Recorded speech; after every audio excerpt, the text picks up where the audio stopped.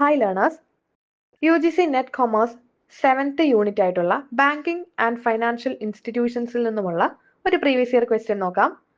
The share capital of an RRB is subscribed by the central government, state government and the sponsoring bank in which of the following ratios?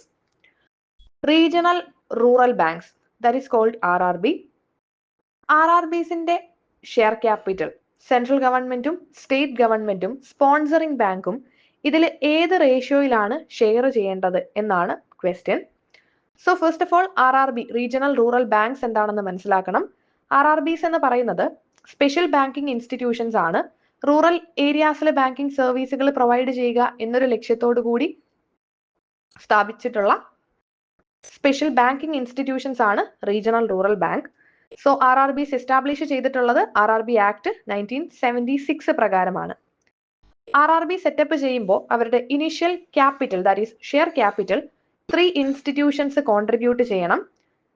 50% ഷെയറും central ഗവൺമെന്റും, 15% share state ഗവൺമെന്റും, 35% share sponsoring ബാങ്കും വേണം hold ചെയ്യാൻ. So central government, state government, sponsoring bank ഈ ഒരു ratio വരുന്നത് 50:15:35. ഇവിടെ ഓപ്ഷൻ ബി ആണ് കറക്റ്റ് ആൻസർ. സെൻട്രൽ ഗവൺമെന്റ് ആണ് RRBയിൽ ഏറ്റവും കൂടുതൽ ഷെയർസ് ഹോൾഡ് ചെയ്യുന്നത്. ദാറ്റ് ഈസ് 50% ഷെയറുകളും സെൻട്രൽ ഗവൺമെന്റ് ഹോൾഡ് ചെയ്യുന്നു. ദെൻ 35% ഷെയറുകൾ സ്പോൺസറിംഗ് ബാങ്ക് ആയിരിക്കും ഹോൾഡ് ചെയ്യുന്നത്. ഒരു സ്മോളർ പോർഷൻ അതായത് 15% ഷെയറുകൾ സ്റ്റേറ്റ് ഗവൺമെന്റ് ആയിരിക്കും ഹോൾഡ് ചെയ്യുന്നത്. Okay, thank U.